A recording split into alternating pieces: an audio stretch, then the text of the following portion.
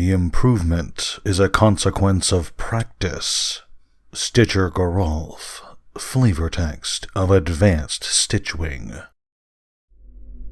Darkness lurks around every corner on the world of Innistrad. Werewolf packs roam the forests, vampires stalk the streets, and hordes of the undead shamble across the countryside, seeking to add more to their ranks. The people of this world rally under the banner of the Church of Avacyn. Under her blessed light, they gain protection from the monsters, as well as the means to fight back against the dark. Church Inquisitors and Holy Cathars, with the aid of angels, are ever at work tearing down the forces that beset the cities. But while most of humanity cowers under the banner of the Church, there are those who step out into the darkness. Unafraid of the horrors of the night, these individuals can sometimes be the greatest threat of all. Born as siblings to the noble house of Sasani, Gisa and Geralf spent their youth like most siblings, constantly bickering. Even at a young age, each of them proved to have a talent for the necromantic arts. Gisa, slightly older, had a natural gift for awakening the slumbering dead. She could easily call up zombies from the grave, and could sing them into doing whatever she wished. Geralf, meanwhile, possessed an almost intuitive skill for creating scabs, a type of rotten golem assembled from the body parts of corpses.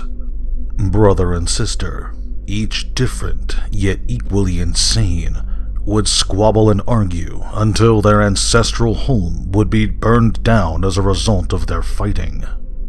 From here, Gisa and Geralf would go their separate ways, off to practice their own forms of necromancy and, at the same time, seek to continue their personal grudge against one another.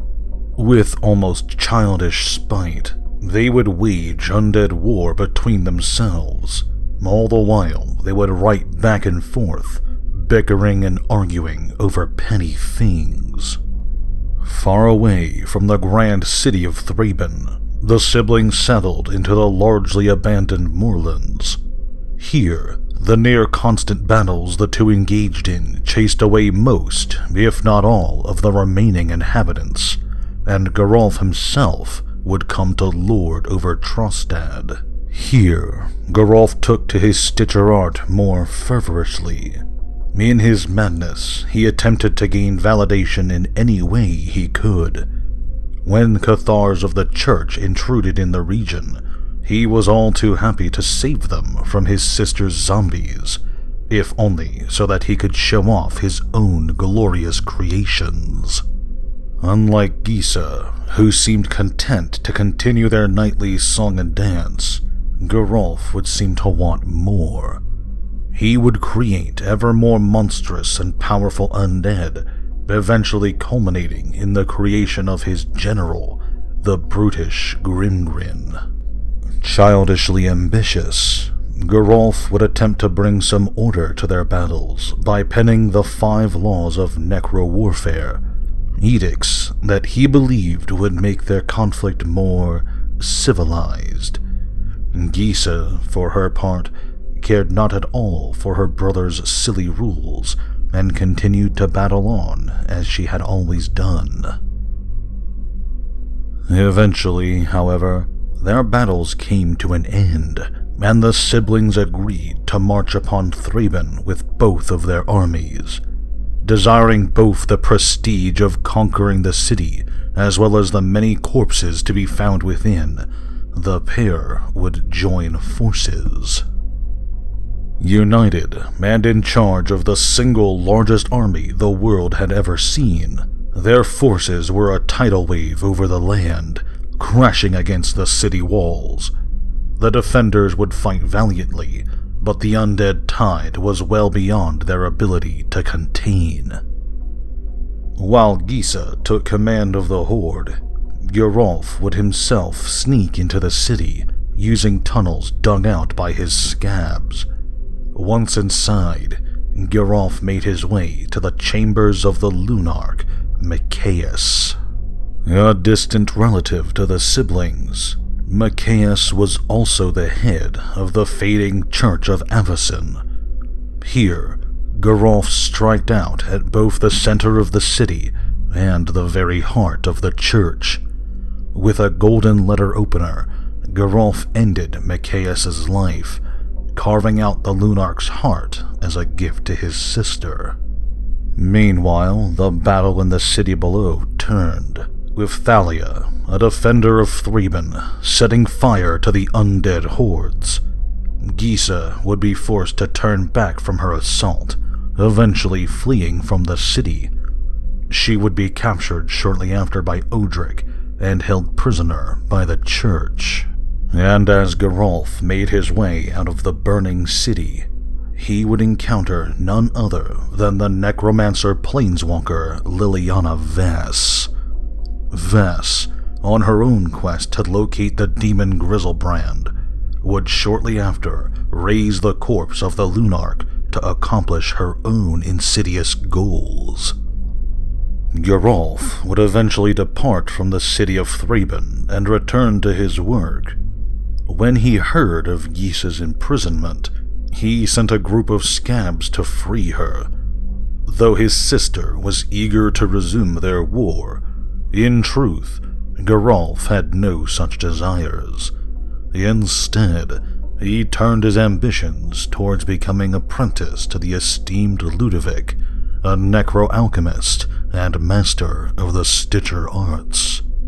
Under Ludovic's tutelage, Geralf hoped to perfect his own scab masterpieces. Gisa, for her part, would eventually make a friend in the form of the lithomancer Nahiri. Nahiri took a great interest in Gisa's ability to freely call up the undead, and would soon have her ghouls put to work on the Drownyard Temple. Here, the lithomancer intended to use the ley lines of Innistrad to call forth the Eldrazi Titan, Emrakul. Not much is known about the fates of the siblings after Emrakul's appearance on Innistrad. It would appear that the two have once again set aside their differences to fight against the mutated servants of the Eldrazi. But whether or not they survived against these nightmares is, evidently, a story for another time. First appearing during the Innistrad block's story, Ghoul-Caller Gisa and Stitcher Geralf would each receive their own legendary cards in the 2014 Commander Precon decks. Each of these cards focuses on creating zombies in a way that well reflects the different necromantic arts employed by the siblings. Gisa creates several at once, showing how easy it is for her to swiftly raise an army, while Geralf takes time to create a single, ideal undead from assembled parts. The two would appear again on the Eldritch Moon card Gisa and Geralf, showing their combined skill at necromancy by allowing their owner to freely cast a zombie from the graveyard once a turn. Gisa and Geralf are both fairly popular characters, and though it's unknown if they survived Emrakul's madness, it's still very likely that they will appear again in the future. Thank you very much for watching this video. If you enjoyed, please consider leaving a like or sharing this video with your friends. If you subscribe to my channel and hit the notification bell, you'll be alerted whenever I upload new videos. If you have a topic you'd like me to discuss, feel free to let me know in the comments section below. Finally, if you'd like to support me directly, well, I've created a Patreon for this channel. If you like what I do and want to help me out, go check it out. A link to it will be in the description below. Thanks again, and have a great day.